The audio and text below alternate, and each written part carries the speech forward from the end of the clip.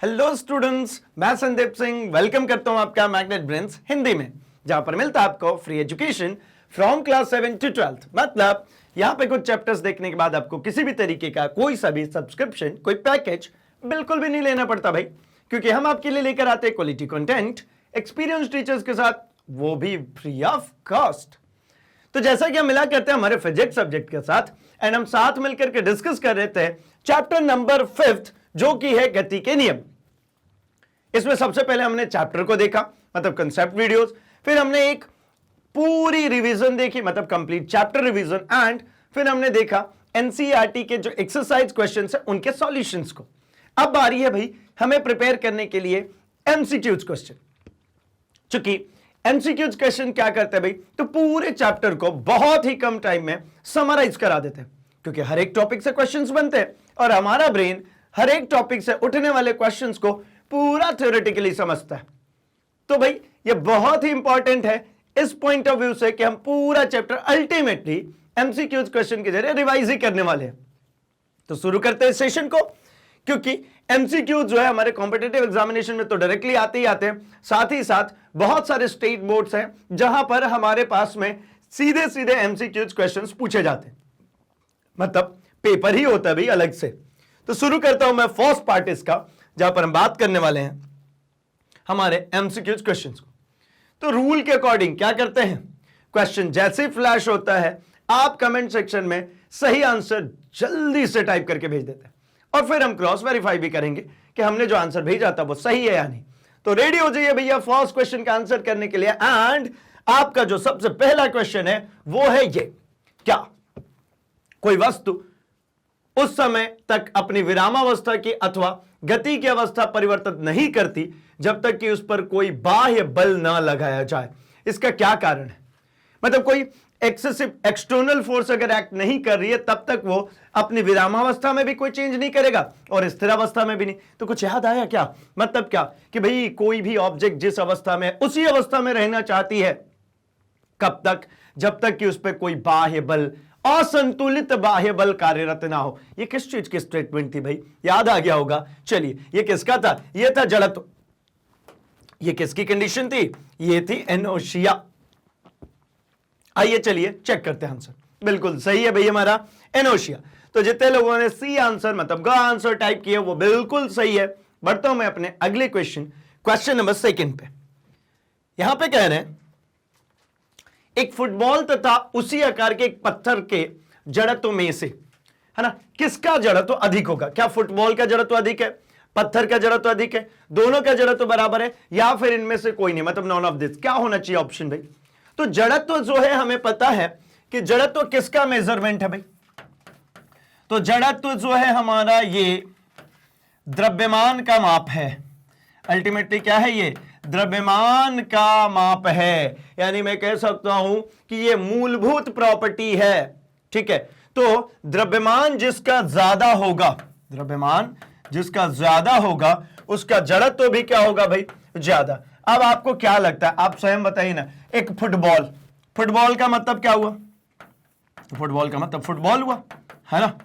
तो फुटबॉल का मतलब मैं तो ये कह रहा हूं कि भैया, है ना, फुटबॉल का मतलब है कि एक खोखला गोला, इसके अंदर क्या भरा गया है? वायु। यानी वायु भरा है, यानी यहां पर इसका द्रव्य तो नहीं है, मतलब इसका द्रव्यमान कंपैरेटिवली क्या होगा? कम होगा। और सेम साइज का, मतलब ये वायु भरा है यानी कैसा है? खोखला है ना। एक खोखला है इसका द्रव्यमान, और एक बिल्कुल रिजिड पत्थर, ऐसा बिल्कुल भरा हुआ, इसी साइज का, जिस साइज का वो है इसी साइज का, एक बिल्कुल ऐसा भरा हुआ पत्थर। अब इन दोनों की अगर मैं बात करूं तो किसके पास ज्यादा द्रव्यमान होगा? तो भाई ये बिल्कुल भरा हुआ है, ये कैसा है? बिल्कुल भरा पूरा सा है। तो इसका जो द्रव्यमान होगा, इसका जो द्रव्यमान होगा यह हमेशा ही ज्यादा होगा, अर्थात इसका जो जड़त्व होगा यह ज्यादा होगा। यानी मैं कह सकता हूं कि पत्थर का जड़त्व यहां पर अधिक है। ठीक, पत्थर का जड़त्व अधिक है, अर्थात ऐसा भी तो कह सकता हूं ना कि पत्थर को मुझे खिसकाने में ज्यादा फोर्स लगाना पड़ेगा और फुटबॉल को कम। तो मतलब क्या? पत्थर का इनर्शियल मास जो है वो ज्यादा है, मतलब इनर्शिया जो है पत्थर का वो ज्यादा है। B is the correct one. ठीक है भाई, चलिए आगे बढ़ते हैं हम अपने क्वेश्चन नंबर 3 पे। न्यूटन के गति के द्वितीय नियम के अनुसार, सेकेंड लॉ के अनुसार, किसी पिंड पर आरोपित बल समानुपाती होता है। तो सेकेंड लॉ क्या थी भाई, जल्दी से आंसर टाइप कीजिए। एंड सेकेंड लॉ अगर ध्यान में है तो क्या कहते हैं, लगाया गया बल उसके संवेग परिवर्तन के दर के समानुपाती होता है तथा वेग में जो परिवर्तन होता है वो लगाए गए बल की दिशा के अनुदिश होता है। मतलब कहते हैं सेकेंड लॉ के अकॉर्डिंगली कि force is directly proportional to mv upon में t। ये mv क्या है भाई, तो ये है संवेग, और नीचे क्या है भैया, तो नीचे है ये समय। तो मतलब लगाया गया बल संवेग परिवर्तन के दर के समानुपाती होता है। देखते ऑप्शन, उसके संवेग परिवर्तन, लगाया गया बल समानुपाती होता है उसके संवेग परिवर्तन के, उसके द्रव्यमान तथा वेग के गुणनफल के, ठीक है, उसके द्रव्यमान तथा त्वरण के गुणनफल के, या इनमें से कोई नहीं। तो क्या दिख रहा है भाई, ये जो पिंड पे लगाया गया जो बल है वो उसके किस में परिवर्तन के, तो ये मुझे दिख रहा है क्या कि उसके द्रव्यमान तथा गुणनफल के, ठीक है। मतलब क्या लिखा था मैंने लिखा था F is equals to mv upon में t। अब यहां पे v अपॉन t की अगर मैं बात करूं तो वेलोसिटी अपॉन टाइम क्या होता है, एक्सीलरेशन। तो ये क्या हो गया ma, F is equals to ma, अर्थात क्या, तो ये हो गया द्रव्यमान, मास मतलब द्रव्यमान, और a मतलब त्वरण, इन दोनों के गुणनफल के। गड़बड़ क्यों था भैया, फर्स्ट संवेग परिवर्तन, तो सिर्फ संवेग परिवर्तन ही, संवेग परिवर्तन के दर के, मतलब mv अपॉन टी के। यहां पे कह रहे हैं उसके द्रव्यमान तथा वेग के गुणनफल, मतलब ये जो फोर्स है ये mv के नहीं, mv अपॉन टी के समानुपाती है। तो सीधी बात है किसके, तो भाई द्रव्यमान तथा उसके त्वरण के गुणनफल के प्रोपोर्शनल कह सकते हैं, है ना। ये क्या हो जाता है, F प्रोपोर्शनल टू, यही तो लिखते हैं हम, mv अपॉन टी, मतलब F प्रोपोर्शनल टू ma। और ये प्रोपोर्शनैलिटी साइन हटा करके k कांस्टेंट लाते थे और बाद में कहते थे भैया k की वैल्यू 1 है तो F इक्वल्स टू हो गया ma, ठीक है। तो प्रोपोर्शनल पूछा था, क्या ठीक है, ma क्लियर है भाई। गो आगे बढ़ता हूं मैं क्वेश्चन नंबर 4 पे। 4 की अगर मैं बात करता हूं तो कह रहे हैं कि गति करने के लिए स्वतंत्र किसी वस्तु पर कोई बल लगाया गया, एक ऑब्जेक्ट है जो गति करने के लिए स्वतंत्र है और कोई हमने उस पर बल लगाया, यदि बल का परिमाण तथा वस्तु का द्रव्यमान ज्ञात हो, बल का परिमाण ज्ञात है और वस्तु का द्रव्यमान ज्ञात है, ठीक है, मतलब फोर्स ज्ञात है और मुझे वस्तु का द्रव्यमान मतलब मास ज्ञात है, तो न्यूटन के द्वितीय नियम की सहायता से हम वस्तु का क्या ज्ञात कर सकते हैं, क्या हम उसका भार ज्ञात कर सकते हैं, उसकी चाल ज्ञात कर सकते हैं, उसकी त्वरण ज्ञात कर सकते हैं, उसकी स्थिति ज्ञात कर सकते हैं। तो क्या अगर मुझे मास और फोर्स गिवन है तो मैं क्या कैलकुलेट कर सकता हूं, तो भैया इसका आंसर हो जाएगा हमारा ग, हम उसकी त्वरण को ज्ञात कर सकते हैं, है ना। F प्रोपोर्शनल टू हमने क्या कहा था, या F इक्वल्स टू लिख देता हूं मैं, F इक्वल्स टू हमने क्या कहा था भैया, होता है ma। मुझे फोर्स दिया गया, मुझे मास दिया गया है, तो एक्सीलरेशन इक्वल्स टू क्या हो जाएगा, फोर्स अपॉन मास, मतलब क्या, यहां पर बल बटा में द्रव्यमान, इससे मैं कैलकुलेट कर पाऊंगा क्या, इसका त्वरण, मतलब ग इज द करेक्ट वन। चलिए जितने लोगों ने भी भाई ग लगाया है बिल्कुल सही है। मैं बढ़ता हूं अपने अगले क्वेश्चन नंबर 5 पे। विभिन्न द्रव्यमानों की अनेक वस्तुएं समान ऊंचाई से एक साथ विरामावस्था से ऊर्ध्वाधर नीचे गिराई जाती, मतलब विभिन्न द्रव्यमान के, द्रव्यमान सबके अलग अलग है। जैसे मान लीजिए एक ये है और एक ये है, अब ऑब्वियस सी बात दिख रहा है, खोखला है, भरा है, ठीक है, तो इनका द्रव्यमान क्या हो गया भैया, अलग अलग, इनके द्रव्यमान अलग अलग हैं। अब क्या कह रहे हैं, जब वे पृथ्वी पर टकराएंगी तो उस समय उनके लिए निम्न में से क्या भिन्न होगा, क्या समय भिन्न होगा, त्वरण भिन्न होगा, संवेग होगा या वेग होगा। जब ये टकराएंगे सभी एक साथ पृथ्वी पर तो इनमें से क्या भिन्न रहने वाला है, तो देखिए इस पे लगने वाला जो है ना, इन दोनों पे देखिए क्या होता है भाई, इस पे जो फोर्स लगेगा जिसके कारण ये नीचे गिर रही है क्या है भैया, mg, और इस पे भी जो फोर्स लग रहा है नीचे वो क्या है भैया, इस पे भी, ये दोनों ही क्या रहने वाली है, mg। तो इसका मतलब क्या समझ में आ रहा है भाई, तो इसका मतलब सिंपली समझ में आ रहा है कि इनका जो संवेग रहने वाला है वो अलग अलग रहेगा, ठीक है, क्योंकि मास दोनों का जो है वो अलग अलग है। इस g के मान में आपने कोई परिवर्तन नहीं कर सकते, मतलब मैं कहता हूं F is equals to m जो v अपॉन, ठीक है, v अपॉन टी है अल्टीमेटली। तो ये mv का जो मान होगा इसी में परिवर्तन होगा, कारण क्योंकि इसका जो मास है अलग है और संवेग क्या होता है, तो संवेग जो होता है ये होता ही है हमारा क्या भाई, तो ये होता है द्रव्यमान इंटू वेग। क्या होता है, द्रव्यमान इंटू वेग। अब भैया वेग में कोई परिवर्तन नहीं, एक्सेलरेशन ड्यू टू ग्रेविटी चल रही है, कोई परिवर्तन नहीं करा पाऊंगा। मैं क्या करा पाऊंगा, तो भैया द्रव्यमान है, कम द्रव्यमान होगा तो संवेग कम, ज्यादा द्रव्यमान होगा तो संवेग भी ज्यादा। तो मतलब संवेग दोनों के अलग अलग रहने वाले। क्लियर है बात। बढ़े अपने अगले क्वेश्चन पे। तो चलिए भाई बढ़ते हैं अपने अगले क्वेश्चन, क्वेश्चन नंबर 6 पे। 6 कह रहे हैं और रॉकेट नोदन की कार्यविधि किस पर आधारित है, न्यूटन के प्रथम नियम, संवेग संरक्षण के सिद्धांत, द्रव्यमान संरक्षण के सिद्धांत या न्यूटन के द्वितीय नियम। रॉकेट नोदन का मतलब क्या भाई, रॉकेट जो है वो जिस तरीके से ऊपर उठता है उसमें क्या होता है, तो रॉकेट में हम ऐसा अरेंजमेंट बनाते हैं, ये रही रॉकेट, अलग अलग फ्यूल चैम्बर्स बनते हैं और ये रही हमारी रॉकेट। और यहाँ पे क्या होता है भैया, तो यहाँ पर गैसेस बर्न आउट होती है और गैसेस बर्न आउट होकर के नीचे की तरफ धकाई जाती है। मतलब नीचे की तरफ क्या होता है भाई, गैसेस नीचे की तरफ, जिसके कारण ये रॉकेट जो होता है ये ऊपर की तरफ उठेगा। अल्टीमेटली इस पूरी फिनोमिना के दौरान जो इसका संवेग होता है वो संरक्षित रहता है, मतलब मास इंटू जो वेलोसिटी होगा वो सेम होगा। कारण क्या है भाई, ये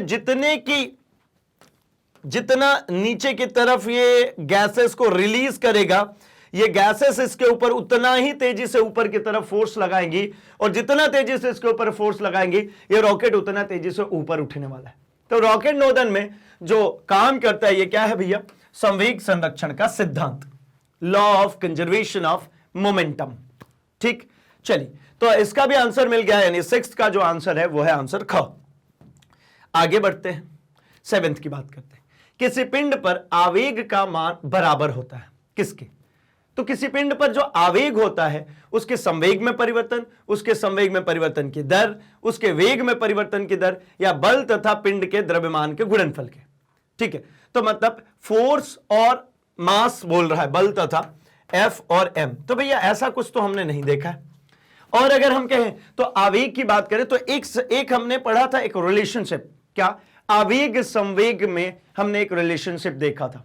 ठीक है, आवेग संवेग संबंध, और आवेग और संवेग में क्या संबंध देखा था भाई, तो आवेग और संवेग में संबंध यह होता है कि आवेग हमेशा ही बराबर होता है किसके, तो संवेग में परिवर्तन के। आवेग हमेशा संवेग में परिवर्तन के, मतलब क इज द करेक्ट वन। अगर हम आवेग की बात करते हैं, इंपल्स की बात कर रहे हैं, तो हमेशा ही वो चेंज इन मोमेंटम के बराबर होता है। मतलब इसको क्या कहते थे, तो हम कहते थे इसमें final momentum minus initial momentum. ठीक है, final momentum minus initial momentum, या इसी चीज को हम ऐसा लिखते थे ना, डेल पी। ठीक है, इंपल्स इक्वल्स टू क्या लिखते थे हम, डेल पी। तो आवेग और संवेग में यही संबंध होता है कि आवेग संवेग परिवर्तन के बराबर होता है। संवेग परिवर्तन के दर की अगर आप बात कर लेंगे, जो संवेग परिवर्तन की दर के मतलब mv अपॉन टी के, तो ये तो फोर्स होता है, ये तो बल होता है, आवेग नहीं होता। ठीक है, आवेग में ये टाइम नहीं रहना। ठीक है, चलिए आगे बढ़ते हैं, क्वेश्चन नंबर 8 की बात करते हैं। 8th में कह रहे हैं कि एक बंदूक 40 ग्राम की गोली को 1200 मीटर प्रति सेकंड के वेग से छोड़ती है और कोई व्यक्ति अधिकतम 144 न्यूटन का बल लगा सकता है। गन द्वारा प्रति सेकंड छोड़ी गई गोलियां कितनी है। तो देखिए आपने क्या किया हुआ है यहां पर, ये जो बंदूक ने जो बंदूक की मतलब बुलेट है ना, बुलेट की अगर हम बात करें तो कितने की है भैया, तो मास ऑफ बुलेट MB लिख लेता हूं। मास ऑफ बुलेट कितनी है, 40 ग्राम। ठीक है, और इसकी वेलोसिटी कितनी है भाई, तो इसकी वेलोसिटी है 1200 मीटर पर सेकेंड। और ये फोर्स कितना लगा सकता है, तो फोर्स लगा सकता है 144 न्यूटन। ठीक है, तो फोर्स इक्वल्स टू होता क्या है, ये कह रहे कितनी गोलियां छोड़ सकता है, मतलब मुझसे नंबर मांगा जा रहा है गोलियों के कि कितने नंबर ऑफ गोलियां छोड़ सकता है। अगर आप कैलकुलेट कर चुके हैं तो आंसर जल्दी से टाइप कर दीजिए, और नहीं किया तो बहुत आसान है। देखिए मैं कहता हूं बल बराबर फोर्स बराबर क्या होता है भैया, तो mass into rate of change of velocity mv upon में T, rate of change of momentum संवेग परिवर्तन की दर ही है हमारा बल, मतलब mv अपॉन में टी। एंड इसमें मैं कह देता हूं कि नंबर ऑफ गोलियां जो छोड़ रहा है मतलब n का मल्टीप्लाई और कर देता हूं, n क्या है भाई, नंबर ऑफ बुलेट जो कि फायर कर रहा हूं। अब f की वैल्यू आपके सामने 144 है, मास आपके सामने गिवन है कितना भाई, तो ये गिवन है मेरे पास 40 ग्राम, तो इसको केजी में तो बदलना पड़ेगा, है ना। तो इसको कर देता हूं मैं 40 बटा में 1000, ये बदल गया किसमें, केजी में। ठीक, आगे क्या करूं, तो वेलोसिटी मेरे को गिवन है 1200, ठीक है, और समय कितना गिवन है, समय अगर देख पा रहे हैं तो यहां पर लिखा गया प्रति सेकंड, तो गन द्वारा प्रति सेकंड मतलब मेरे को t इक्वल्स टू 1 सेकंड में ही निकालना है, तो मतलब 1200 बटा में ये भी कितना हो जाएगा 1, और n मुझे चाहिए था। क्या कर दूं, देखिए ना आप कितना आसान है, ये 3 जीरो से 1 2 3 जीरो काट देते हैं, ये बार चौक 48, मतलब n की वैल्यू कितनी आ गई 144 बटा में 48, 8 के 24 और 4 12 2 14, मतलब कितना हो गया ये 3, यानी कितनी गोलियां छोड़ेगा, 3 गोलियां प्रति सेकंड। 1 सेकंड में 3 गोली छोड़ सकता है, धाएं धाएं धाएं, क बिल्कुल सही होगा, है ना, क इज द करेक्ट वन। चलेगा भाई, कितना तो आसान है, देखिए क इज द करेक्ट वन। ठीक है, बढ़ता हूं मैं अपने अगले क्वेश्चन की तरफ। नेक्स्ट क्वेश्चन हमारा कह रहे हैं कि एक किलोग्राम भार की गेंद सीधी धरातल पे 25 मीटर पर सेकेंड की वेग से टकराकर 10 मीटर प्रति सेकेंड की वेग से ऊपर उठती है, तो बताइए कि इस पे आवेग कितना लगा। तो देखिए ना, आवेग बराबर हमने क्या लिखा था, आवेग बराबर हमने लिखा था संवेग परिवर्तन, संवेग में परिवर्तन, ये लिखा था आवेग बराबर। अब आवेग बराबर संवेग में परिवर्तन, तो संवेग कितना होता है, तो m, ठीक है, और इसको हम कैसे लिख सकते हैं भाई, तो इसको लिख सकते हैं final minus initial v minus u, परिवर्तन तो ये होगा ना। चलिए, अगर ये नहीं तो और लिखता हूं मैं, परिवर्तन मतलब क्या, अंतिम संवेग माइनस प्रारंभिक संवेग। क्या कर दूं मैं, अंतिम संवेग मतलब क्या भाई, तो mv, प्रारंभिक संवेग मतलब mu। अब तो खुश, mv माइनस u। बट यहां पर मैं अगर बात करता हूं, मैं कह रहा हूं गेंद सीधी धरातल पे, ये क्या हो रही है, एक बॉल है, ये नीचे आई, यहां पर टकराई, और टकराने के बाद क्या होगी, तो बाउंस बैक होकर ऊपर भी चलेगी, मतलब ये ऊपर से नीचे आ रही है, टकराई और ऊपर उछल गई, ऑब्वियसली बात है भाई उछलेगी। तो क्या करना है यहां पर, अगर मैं इस संदर्भ में कहना चाहूं तो मैं कहता हूं कि अगर यहां पर मैं कहता हूं u की जो वैल्यू है वो है 25 मीटर पर सेकेंड, ठीक है, तो यहां पर जो v की वैल्यू होगी, टकरा के ऊपर उठ रही है ना, तो v की वैल्यू अगर मैं लिखता हूं, ठीक है, तो v की वैल्यू मान लीजिए मेरा ऊपर उठना, मैं कह देता हूं कि जब बॉल ऊपर उठ रही है वो मेरा पॉजिटिव है ना, तो 10 मीटर प्रति सेकेंड। तो जब ये बॉल नीचे गिर रही होगी तो क्या होगा, माइनस 25 मीटर प्रति सेकेंड। भाई एक को पॉजिटिव एक को नेगेटिव लेना पड़ेगा क्योंकि दोनों की डायरेक्शन अलग थी।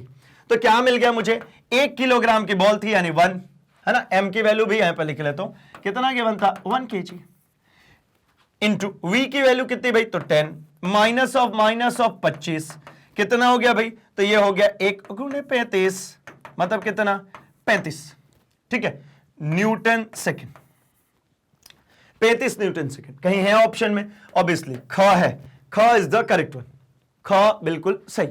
चलिए, ख इज द करेक्ट वन। चलिए आगे बढ़ते हैं क्वेश्चन नंबर 10 पे।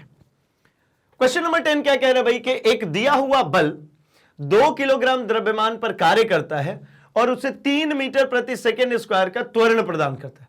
यही बल 4 किलोग्राम के पिंड पर लगाया जाए तो उसे कितना त्वरण प्रदान कर देगा। कितना आसान है भाई, कितना आसान है, जल्दी आंसर टाइप करो, जल्दी जल्दी जल्दी। चलिए तब तक मैं भी कराता हूं। क्या है, दिया गया बल है ना, 2m इज इक्वल्स टू, मैं कह लेता हूं 2 kg, m1 कह लेता हूं, ठीक है, और उसे 3 मीटर प्रति सेकेंड, मतलब मुझसे एक्सीलरेशन कितना दे पा रहा है, a1 कितना है भाई, तो 3 मीटर पर सेकेंड। और आपको इस केस में कैलकुलेट कर लेते हैं f, क्योंकि सेम अमाउंट का फोर्स है, यही बल 4 किलोग्राम के, मतलब अगर मैं m2 रख दूं 4 kg, तो मुझसे पूछा जा रहा है कि इसका एक्सीलरेशन कितना होगा। तो भैया फोर्स निकाल के ले आओ पहले। f इक्वल्स टू क्या होता है, ma, कितना सड़ा क्वेश्चन है, 3 इंटू 2 कितना हो गया भाई, 6 न्यूटन। अब एक्सीलरेशन चाहिए आपको, तो क्या हो गया, f इज इक्वल्स टू क्या लिखेंगे, तो m2a2। अब एम की वैल्यू, एफ की वैल्यू कितनी भाई, तो एफ की वैल्यू 6 अभी हमने निकाली। मास कितना भाई, तो इस बार कह रहा है 4 kg पे। A2 आपको चाहिए था, तो A2 कितना हो गया 6/4, दैट इज 1.5 मीटर पर सेकेंड स्क्वायर। एक्सेलरेशन है भाई 1.5 मीटर पर सेकेंड स्क्वायर। तो कौन सा ऑप्शन सही दिख रहा है आपको, तो ये हो जाएगा मेरा ख इज द करेक्ट वन। चलेगा, चलिए आगे बढ़ते हैं, ठीक है, चेक भी कर लेते हैं, चेक करते हैं। ख बिल्कुल सही है, तो भाई जितने लोग भी ख आंसर कर रहे हैं ये बिल्कुल करेक्ट है। अगले क्वेश्चन पे आता हूं, क्वेश्चन नंबर 11 पे। यहां पे कह रहे हैं कि कोई द्रव्यमान m प्रारंभ में विरामावस्था में, जब इस पर एक नियत बल लगाया जाता है, कांस्टेंट फोर्स लगाया जाता है, तो इसके द्वारा किसी दिए हुए विस्थापन में प्राप्त जो वेग होता है वो किसके अनुक्रमानुपाती होगा। मतलब इसमें पूछने का मतलब यह है कि √m होगा या फिर 1/√m या m या फिर 1/m। तो चलिए हम एक बार सॉल्व करके चेक कर लेते हैं। तो क्या करेंगे भाई इसके लिए, तो इसमें कह रहे हैं कि नियत बल लगाया जा रहा है ना, तो F इक्वल्स टू मुझे पता है क्या होता है ma। अगर मैं यहां से a की वैल्यू निकालूं तो क्या मिल जाएगा मुझे F/m। अब मुझे कह रहे हैं कि विस्थापन में प्राप्त वेग की बात कीजिए, मतलब वेग और मास के बीच में रिलेशन चाहिए। तो मैं एक काम करता हूं, इक्वेशन 3 पे पहुंचता हूं, है ना, मोशन की, गति की तृतीय समीकरण पे, है ना, गति के तृतीय समीकरण से क्या कहता है भैया गति का तृतीय समीकरण, तो कहता है v² - u² is equal to होता है 2as।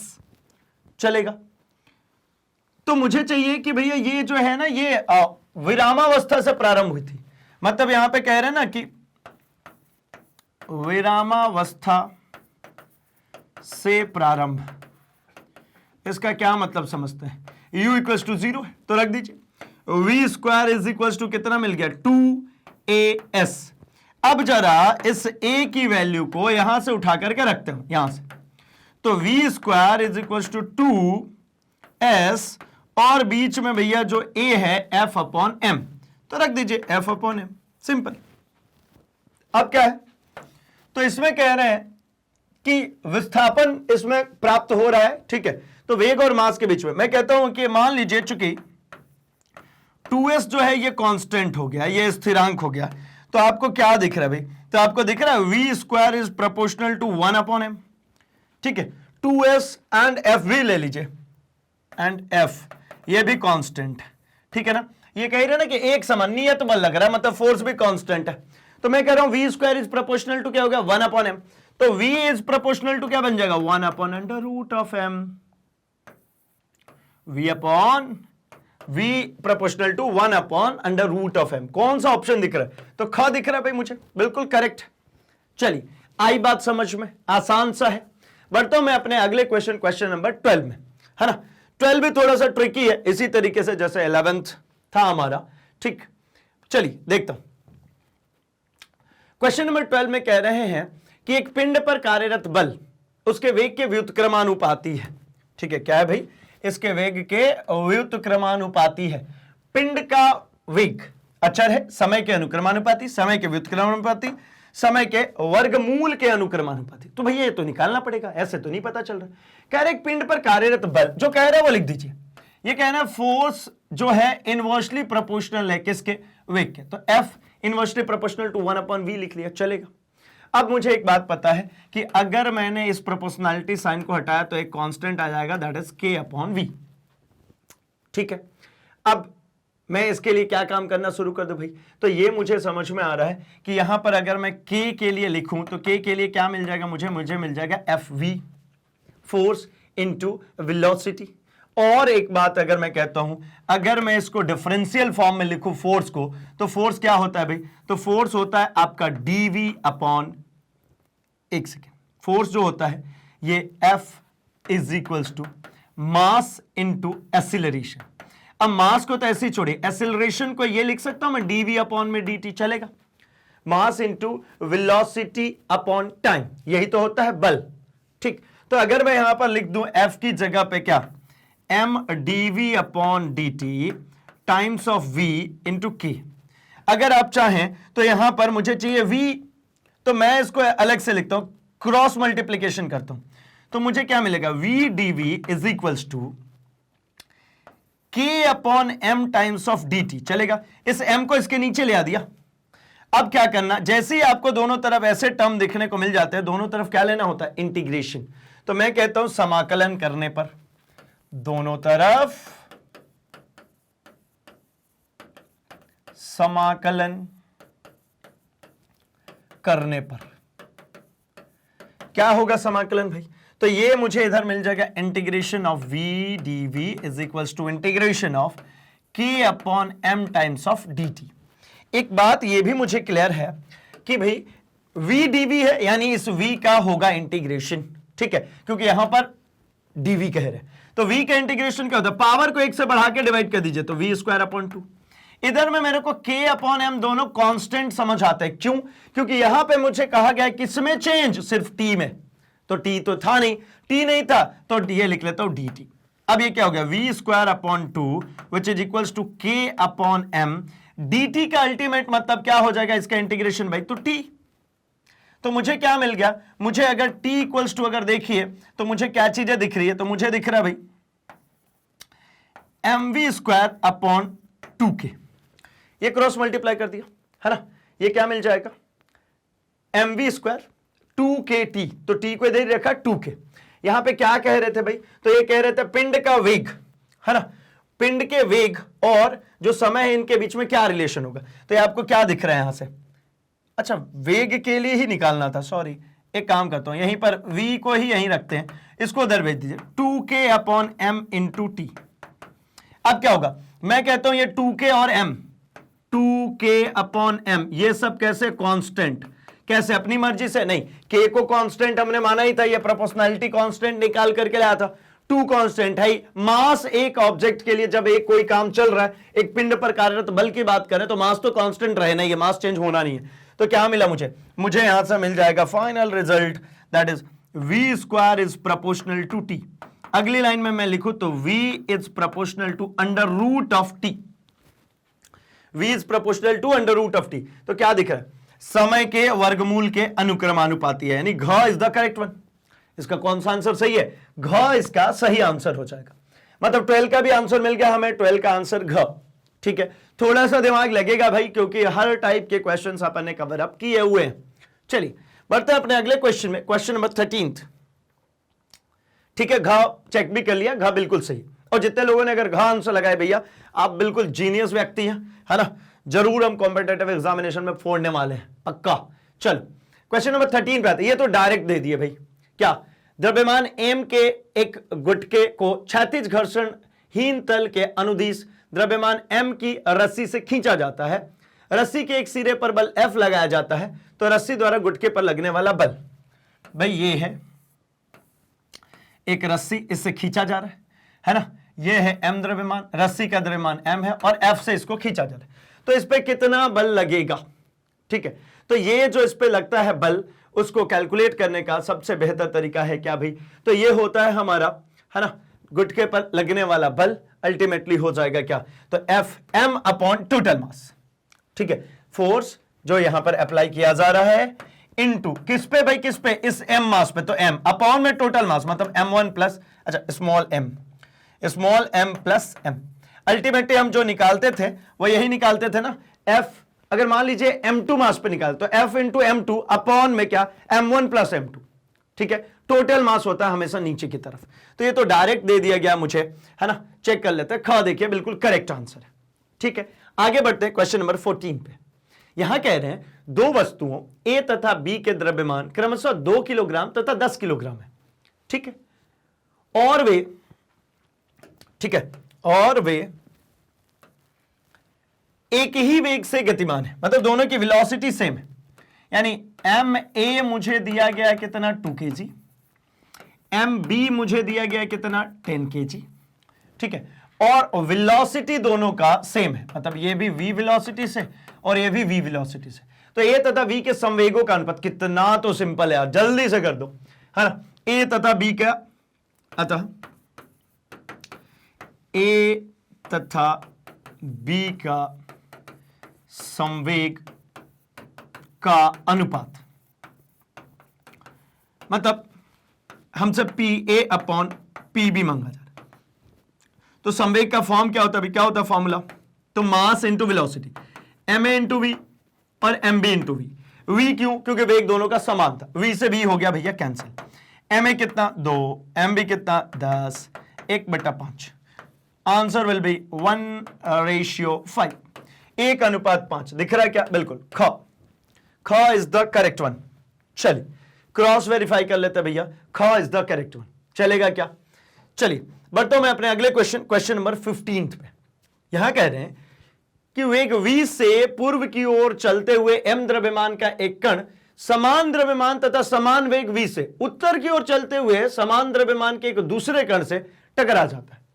अच्छा, तथा दोनों कण संलयित हो गए, तो दोनों मिल गए, मतलब ये संघट्य वाले क्वेश्चन है। ठीक है, यहां 2m मतलब 2m मास हो गया, दोनों जुड़ गए तो m + m 2m।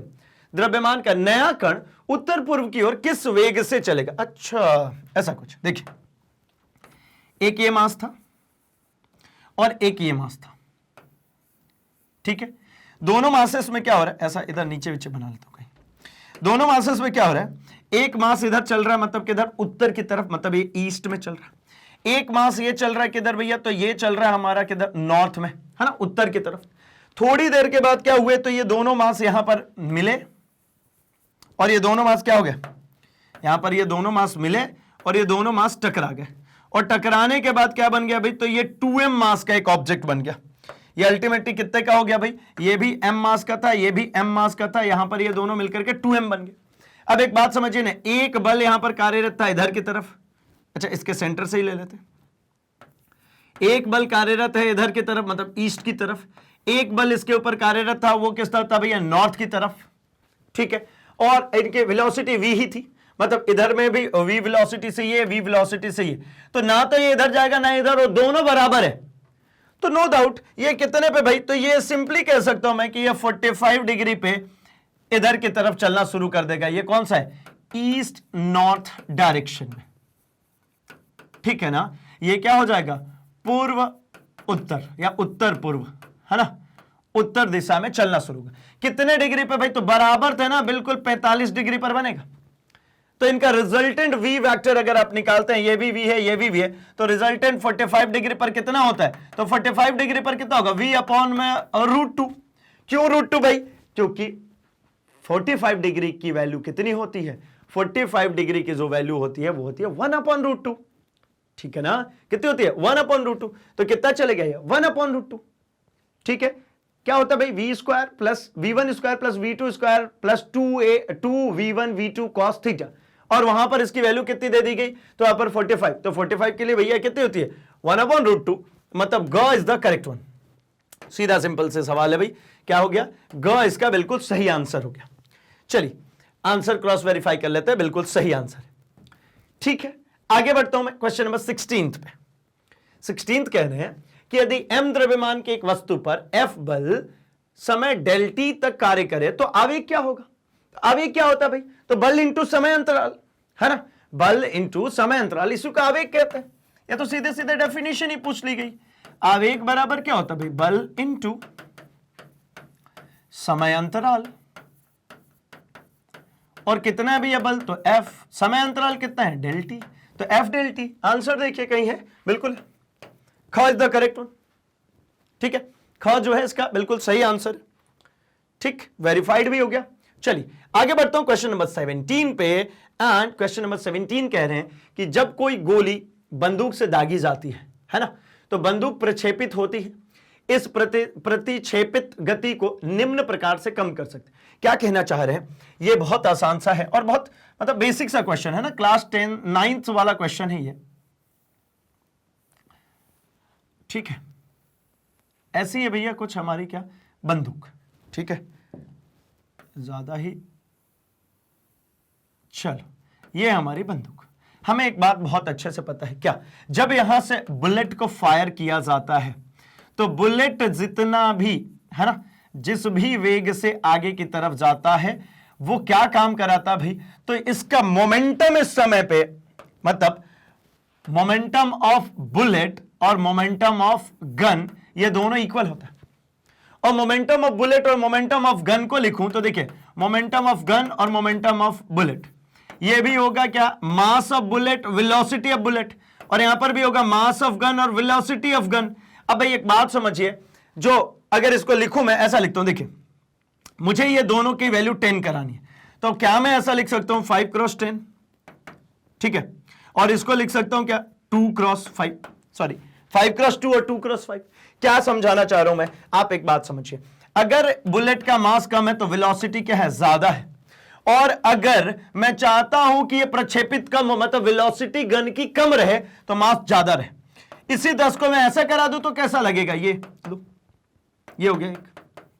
अभी देखो ना, वेलोसिटी कितने की, 1 की, मतलब गन जो प्रक्षेपित होगा पीछे की तरफ वो कितने से हो रहा है, 1 यूनिट से, क्योंकि मास गन का कैसा 10, और वहीं पे बुलेट अगर मैंने रख दिया 1 यूनिट की तो उसकी वेलोसिटी क्या हो गई 10 की, मतलब अगर बंदूक भारी होगा तो कम प्रक्षेपित होगा, ठीक, क्योंकि मोमेंटम सेम करना था मुझे, तो ऐसे भी पॉसिबल है। तो बंदूक को अधिक भारी बनाकर, ऑप्शन है बंदूक को अधिक भारी बनाकर, बंदूक को हल्का ना, भाई हल्का बनाएंगे दिक्कत हो जाएगी, पता लगेगा बुलेट तो आगे गई नहीं, गन ही जाकर के पीछे झटका दे गई, है ना। बंदूक चलाने वाले कंधे पर एक मुलायम पैड रखकर, भाई ये कोई मतलब थोड़ी है, बंदूक के कुंदे को किसी हल्की धातु, हल्का तो करना ही नहीं है, और ये पैड वैड लगा करके चलाने का कोई औचित्य नहीं। भाई अब मान लो ठीक है, अब बंदूक हुई भारी सी तो ऐसी चलेगी, ठीक, लेकिन यहाँ पैड वैड लगा करके भैया इससे आप कुछ विशेष नहीं कर पा रहे, ठीक है ना, आपको टेक्नोलॉजी समझनी पड़ेगी, है ना, जुगाड़ नहीं लगाना, ये तो जुगाड़ वाली बात होगी, ठीक। चल कौन सा ऑप्शन, भाई क option is the correct one, हमने कैलकुलेट भी करके देखा तो क बिल्कुल सही है, अगर आपने भी क लगाया तो बिल्कुल correct. Now over to the question number 18, और यहां कह रहे हैं समुद्री दुर्घटना में फंसे 70 किलोग्राम के एक व्यक्ति को हेलीकॉप्टर द्वारा रस्सी की सहायता से उठाया जा रहा है, ठीक है।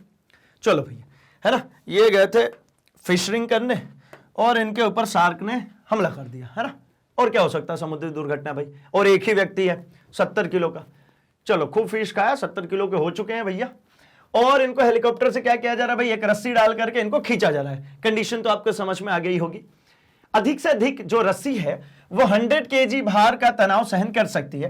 हेलीकॉप्टर से अधिक त्वरण से कितना ऊपर उठना चाहिए ताकि रस्सी ना टूटे, क्या कहना चाह रहे हैं, देखिए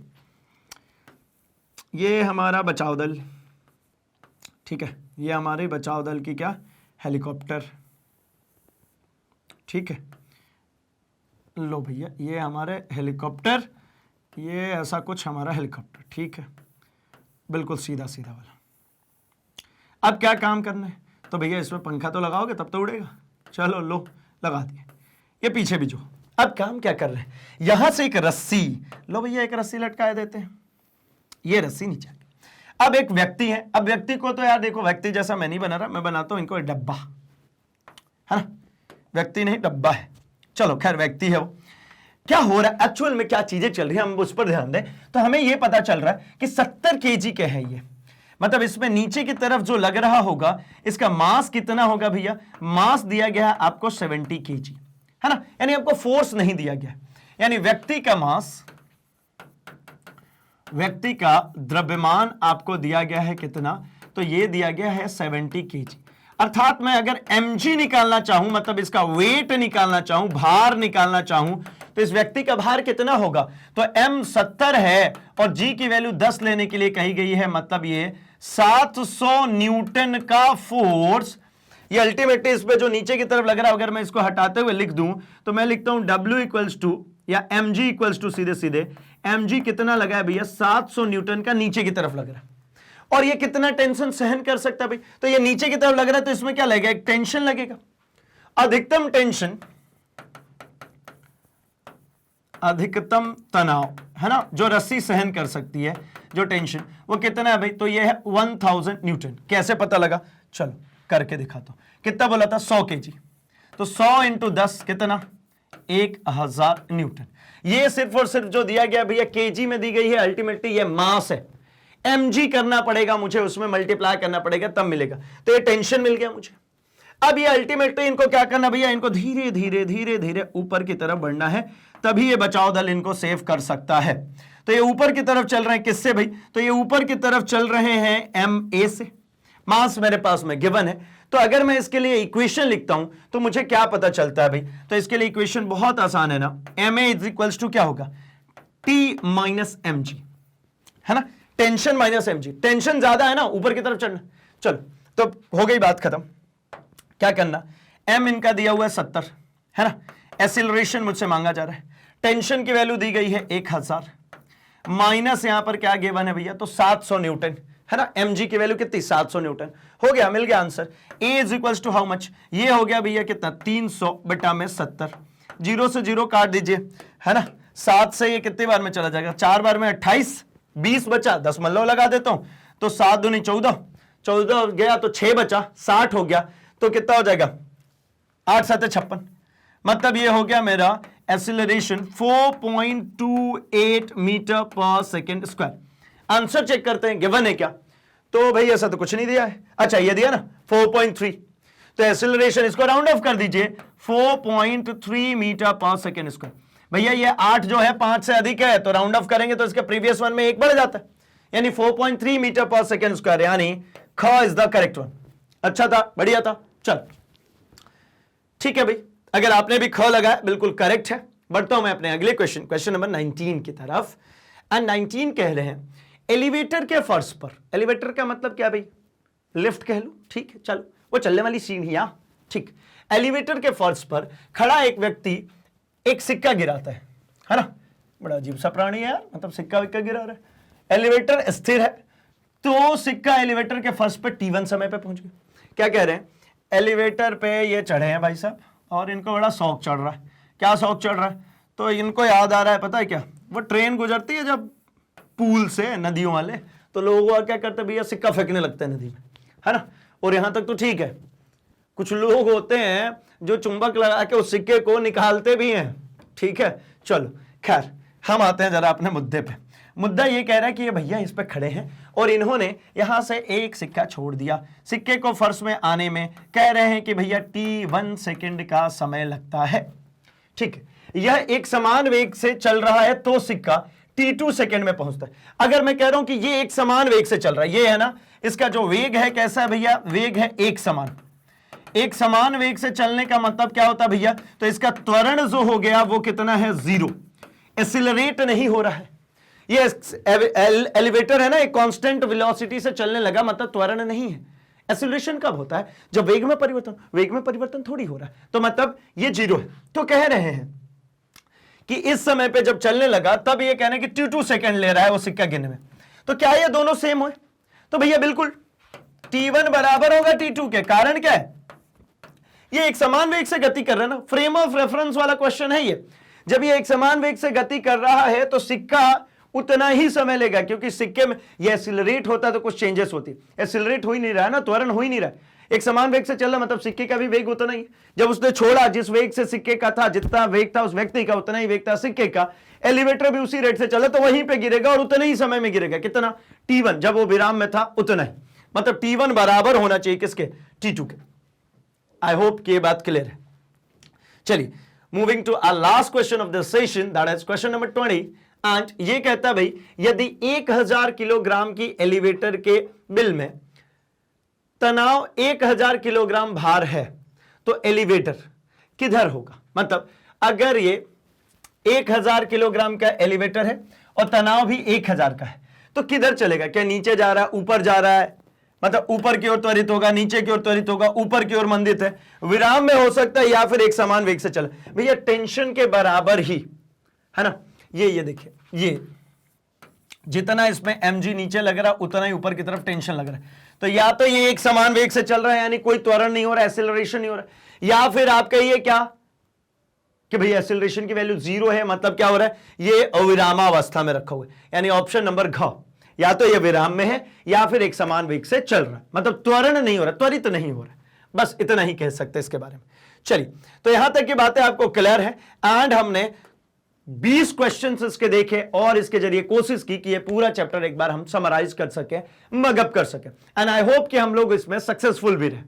तो इसी तरीके से बाकी कोर्स कंटेंट के लिए भी आप बने रहिए मैग्नेट ब्रेन्स के साथ, क्योंकि मैग्नेट ब्रेन्स कमिटेड है भाई एक हाई क्वालिटी एजुकेशन प्रोवाइड कराने की, जो कि है CBSE English medium as well as Hindi medium. मतलब अगर आप किसी भी स्टेट बोर्ड से हैं, आपकी बुक्स एनसीईआरटी हैं, तो ये पूरा कोर्स कंटेंट एनसीईआरटी बेस्ड है, चाहे आप हिंदी मीडियम से हो या फिर आप इंग्लिश मीडियम से, आप पूरा ही कोर्स कंटेंट फ्री में एक्सेस कर सकते हैं। अलॉन्ग विद दिस, अगर आप यूपी या बिहार बोर्ड से, तो आपके लिए तो एक्सक्लूसिव प्लेलिस्ट है जहां पर आप हिंदी मीडियम में इन दोनों बोर्ड्स की सभी प्रकार के कोर्स कंटेंट्स को एक्सेस कर सकते हैं, like previous year question paper, most important question paper, और अगर मैं कहूं तो वीवीआई क्वेश्चंस, है ना, very very important questions, and और क्या भाई, तो पूरा कोर्स कंटेंट भी है। साथ ही साथ अगर आप competitive examination like NTSC, olympiad, CUET की प्रिपरेशन करें, तब भी नहीं घबराना है, मैग्नेट ब्रेन्स तब भी आपके साथ में है फ्री कोर्स कंटेंट के साथ। तो भाई आप अगर चाहते हैं अपनी इंग्लिश को और इंप्रूव करना, तो आप स्पोकन इंग्लिश वाले सेगमेंट पे आ सकते हैं एंड अपनी इंग्लिश को इंप्रूव कर सकते हैं। अलॉन्ग विद दिस, आप बुक्स एंड ई बुक्स भी परचेस कर सकते हैं, जो कि मैग्नेट ब्रेन्स द्वारा एक्सक्लूसिवली डिजाइन किए गए आपके लिए, क्योंकि आपका नॉलेज बूस्ट करना ही हमारा मेन लक्ष्य है। तो जिस प्रकार से आप हमारे YouTube पे जुड़े हैं, उसी तरीके से आप हमारे सोशल मीडिया प्लेटफॉर्म पर भी कनेक्ट हो सकते हैं, that is Facebook, Instagram, Twitter, Telegram, जिससे कि कोई भी नई इंफॉर्मेशन अगर होती है वो जल्दी से जल्दी आप तक पहुंच सके, एंड अगर आपके पास कोई सुझाव, कोई सजेशंस है, वो हम तक पहुंच सके। तो भाई फटाफट से इस वीडियो को लाइक कर दीजिए, चैनल को सब्सक्राइब एंड इसे अपने दोस्तों में शेयर भी कर दीजिए भाई, क्योंकि उन्हें भी तो बताना है कि मैग्नेट ब्रेन्स हिंदी लेकर के आते हैं free of cost quality content experience teachers के साथ। तो बने रहिए हमारे साथ, हम मिल रहे हैं अपने अगले सेशन में कुछ और एमसीक्यूज क्वेश्चंस के साथ। तब तक के लिए थैंक्स फॉर वॉचिंग।